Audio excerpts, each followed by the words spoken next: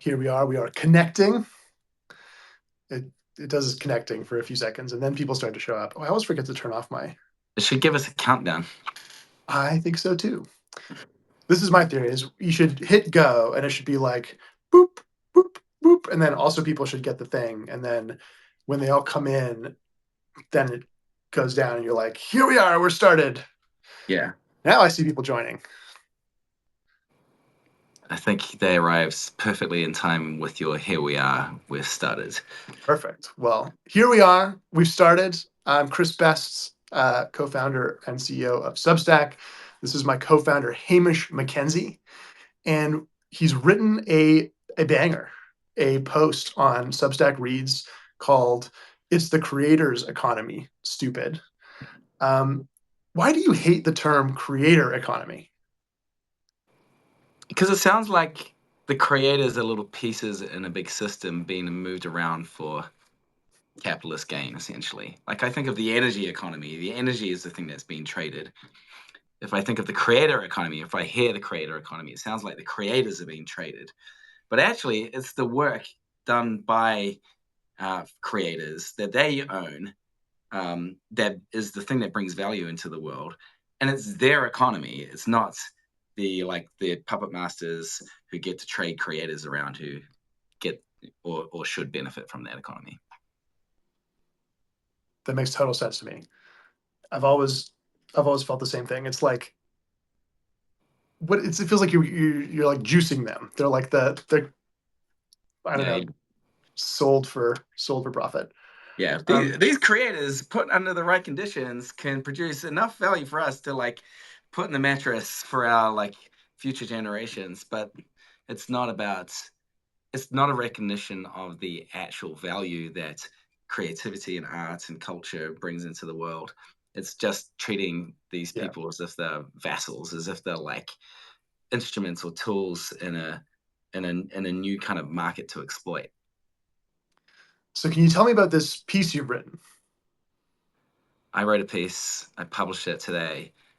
I didn't mean for it to come out as a big serious piece when I started writing it. It was just I was in New York last week and having conversations with reporters, trying to get them to see like what the potential of Substack, where this ecosystem could go, and how profound this kind of shift might be or is, if you ask me. And I had a couple other conversations as well, and I was thinking about just writing these thoughts up quickly into a diaristic post and publishing it on my own Substack. But as I was writing up this piece, which is it's the creators economy stupid piece, I thought actually this is like important. And even though we've said this in various ways, I think this particular expression of it might help people grasp what's going on. And so I decided to brush it up and turn it into something more serious. And what is the magic dust? The magic dust is a stupid rhetorical trick to get people to read about business models. No, the magic dust is beautiful. Sorry, it's a beautiful and artful and deft sleight of hand to help people see the beauty of business models. And so the argument you make is this magic dust, which is actually creator empowerment, which is what we've based the Substack model on. You own your work, you own your relationship with your audience, you can actually make money from paid subscriptions. The transition from creator economy, where you're a cog in a machine, to a creator's economy, where you actually own your piece of it, where you have real power, where you have a real share of the economics. Okay, call that thing magic dust. Call this Well, like this magic dust. Simple new enough. way of looking at the world. Yeah. When you take that magic dust and give it to writers and let them like do their work with it, it turns out that that thing has not just been a better deal for them, although hopefully it is a better deal for them. It's unlocked a bunch of really good things, really valuable work, really powerful communities that otherwise wouldn't have come into being. Yeah, you should talk about it from the consumer side because um, obviously I think this results in better and different kinds of work being done and stuff that wouldn't otherwise exist. And that makes it a much richer life for someone on the receiving end of it. But I went into this. I went into Substack thinking about this from the writer's perspective, the creator's perspective, and the thing I always felt as a writer and creator, I never thought of myself as a creator. The thing I always thought about as a writer is that I think that writers bring more value into the world than software developers. I think software developers bring a ton of value into the world. I'm not diminishing their contributions to culture and society, and the best ones really are parts of products that change how culture and economies work. But writers and writers change minds. They influence thinking. They start or end wars. They help you fall in love. They help you overcome grief. But they're treated in the economy as it exists today, or before Substack came along, as pretty value less or like low value, especially in contrast to software developers who in this current economic moment get treated like kings and queens and have a like literal Disneyland campus to live on and get free ice cream for in the case from and in the case of Facebook. Um, but the thing has been missing from the writer's perspective is not that there are people it's not that there aren't people who want to read good writing or consume great works of art. It's not that there is a shortage of writers who are able to do great work that these people then get value from. It's always been this business model thing. And as a journalist coming out of the news and media industry, feeling a sense of just ongoing doom and where there was never ever good news, the imperative to find a business model that worked. It was like reaching an urgent crisis. And so for me, that there is a business model, any business model that just works at all, given the environment we've been living in, and given the sense of doom and gloom that writers and journalists have been having, is a minor miracle. That there's a new business model that works. It's a minor miracle, and it happens to be Substack. And who knows how large this can get. At the moment, though, um, I think it's kind of magic what it has achieved. I think it's. I've seen writers who are struggling. I've seen writers who had lost hope. I've seen journalists who are watching all their peers get laid off, or they're getting laid off themselves. I've seen these big publishers consolidating and advances shrinking, and freelancers having to hustle and chase down checks that were often late or like not even getting responses to emails from editors they're pitching. I've seen those people now be sprinkled with the magic dust or sprinkle themselves with the magic dust that is basically this new business model and seen their fortunes change. And that's not only affecting how they get to live their lives and how they get to pursue the work that they find meaningful, but it's also meaning that great work is being produced that consumers on the other end of get to enjoy and benefit from and have their lives changed in some meaningful way. So I do think it's cheesy, it's a rhetorical hack, it's a trick using this word magic dust to stand in for the business model. But to me personally, as someone who's like lived this life and surrounds myself with people who live these lives, it is magic. Yeah. Yeah. And the to me, the part that's always been true is that it's the magic is that it has to work for both sides. It's very, you know, I think pretty clear why if you're a writer and it's like, I'm having a hard time making money from this thing, would you like to have independence and freedom and the ability to set your own editorial, strike it on your editorial thing and make the thing you believe in and make a bunch of money? It's like, yes, I can see why that would be nice. Like, of course, that feels like the thing that everybody would want. But the reason the model works is because it also works for the reader in a way that I think was very non-obvious and easy to doubt. Right? It's easy to think. When I was first pitching Substack to my friends and family, everybody was like, "Oh yeah, that all sounds nice. Wouldn't that be nice for the writers?" But like, sorry, nobody's ever going to pay for things on the internet, you dummy. That's just not how it works. And to me, the thing that's been the most surprising and is powers this whole thing is that readers actually do, audiences actually do care. And we live in a world now where nobody's short of content. Nobody's short of things to read. Nobody needs to get more emails. Nobody needs another app. But there is an element of water, water everywhere, and not a drop to drink. There's Yeah. so much out there. There's such an abundance, but the ability to connect to something that I deeply value, and to help support the creation of something that I deeply value, and to be able to like zone in and spend the like deliberately spend time with people and ideas that actually make my life better is something that I think I had been lacking in my life. It's one of the reasons that I wanted to start Substack. And I think lots of people feel that. And if you ask them in the abstract, hey, would you pay for a writer on the internet? Would you get a new app that has this different business model? They'll say no. It's like I don't want I don't want to get more email. I don't want to download another app. But when you put it in the specific, when you go to me and you say, hey, would you subscribe to Astro Codex 10, the Substack, or some of my favorite writers? It's a no-brainer, of course. How much is my mind worth?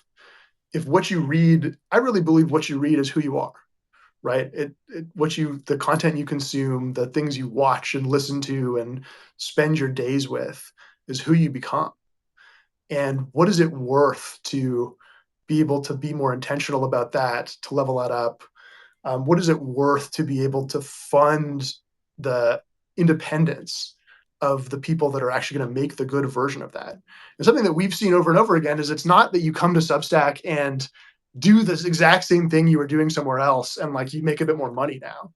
It's the kind of thing you can make when you have a direct connection with your audience, when you have people that are like there for you trying to fund the best version of that thing. The kind of thing you make when you're trying to win that game is different and better. And that in turn is the reason that it's worth it to pay. And I think it's like a no-brainer. I think writing is valuable. The things we watch, the things we listen to, if I'm going to spend, you know, an hour listening to a podcast, the hour of my life I'm spending on that is much more costly than a dollar of I would have spent in an amortized way if I'm subscribing to it and it's making that thing better. So I think to me, the magic of Substack has always been the magic of this model. The magic of the dust is that it is fulfilling a real need for both sides. It is about creators, but it's also about audiences, and it's about those two things working together. And the subtle version of this, the same way that as a writer, as a creator, the thing you make is not fixed. It's not the case that you come to Substack and you just make the same thing for more money. Also, the thing that you want as an audience member is not fixed. People aren't just in the market for, hey, I know exactly what I want and I'm going to go and search for it and find it and watch that thing. Although lots of tech platforms are designed as if that's how it works. What happens is you spend time with things you love and things that are meaningful to you and things that are, yes, still engaging, exciting, fun, entertaining. Um, and your taste shifts over time. Your attention span shifts over time. Your appetite for ideas, your sort of like long-term relationships with the thinkers that you spend time with, it can put you on an upward spiral. This is what I think Substack can do for people. You can, get the Substack app, and this is a place that is not just trying to get you to be glued to the screen for as long as possible. It's trying to help you find things that you love and value enough to pay for them and put you in a universe of people and writers and video makers and ideas that are doing that same thing. And every time you come back, you can be a slightly different person. And instead of being like a slightly worse person that's just like, give me one more thing, if the thing works the way that we believe it can, you can come back and be a slightly better person. You can be deeper into the things that you aspire to read and aspire to listen to and be a part of. So I think you need both halves. And if you didn't have the software developers building it, it wouldn't work. So maybe they're important after all. Software developers and writers, maybe they're yin and yang as well. 100% agree that the software developers are very important. Writers historically probably more important, but Certainly in they the can both be. 1600s, the writers had it cold. They did. Well, the writers were the software developers. Writing is software. Yeah, And Galaxy we're Brain. gonna, I mean, and listen, I'm watching the LLMs. Maybe the two will converge again. Yeah, yeah. Well, I don't think it's necessary to sort of compare one to the other to make a broader point here about a better system for culture. I also want to. You did do that, to I be did, I fair. did, I did, but I'm Well, slightly backtracking. I'm I retracting. appreciate that. On behalf of software developers who are crummy writers everywhere, Well, thank yeah, you. I'm on the record of appreciating software developers. I wrote a thing on my own Substack about the value of working with you and Jay and how hard it was to find people who have these talents to unlock the secrets of the internet in service of writers in those days when it was like 2017, maybe it was 2018 or 2019 when I wrote that thing. Because people, and again, this touches on the magic dust thing. People in 2017 when we started Substack had given up on writers or writing as a potential business. There'd been lots of attempts. There'd been like Medium was just one of them. Medium still is around. They're doing well. It's a good product. It's a good team there. Um, but Medium had such high aspirations when it emerged, and it was funded by hundreds of millions of dollars. It was started by one of the guys who started Twitter and had previously started Blogger, Evan Williams, a heavy hitter. But then there are others like Tumblr, Posterous, Subtle, like all the blogging platforms essentially, even arguably Blogger itself, which got subsumed by Google and has become a kind of like forgotten dusty side project for Google. Twitter, which turned out to be not a writer's business, not a writing business, and actually in the end it turned out to be an aggregation focused ad business. Um, all the news outlets were struggling to figure out a business model that would work for them on the internet, and most of them have failed. Most of them have gone away or are going away. The New York Times figured it out, but they're a global digital giant that pivoted hard to subscriptions and then added on games as part of their subscription package.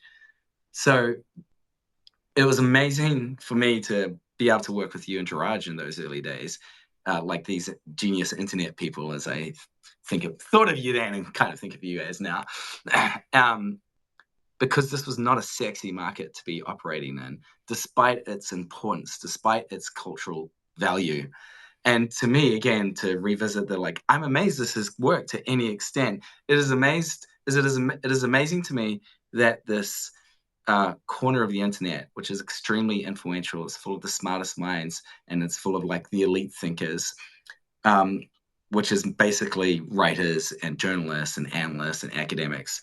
It's amazing that the magic dust that the Substack business model could be applied to this group and it out of thin air Yep. almost creates hundreds of millions of dollars a year of value and has turned people who were like thought they were doing blogging because it was a passion and they're happy to do it and make no money from it, turned some of them into millionaires.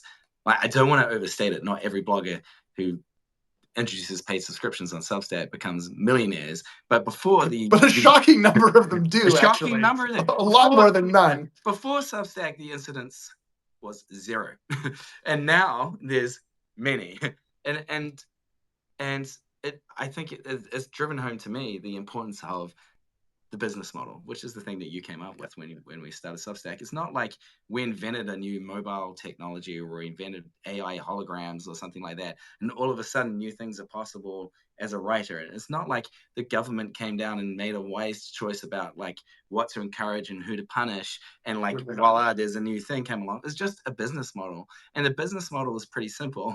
Let people make money from paid subscriptions. Let them own and control their relationships with their audience and make it so that the platform that builds the infrastructure to support that can only succeed when they succeed. And three key ingredients, voila, that's it. Now there's a new economy for writing, and there's going to be for all these other creator classes on the internet too. Hell yeah. Let's leave it there. Thanks for tuning in.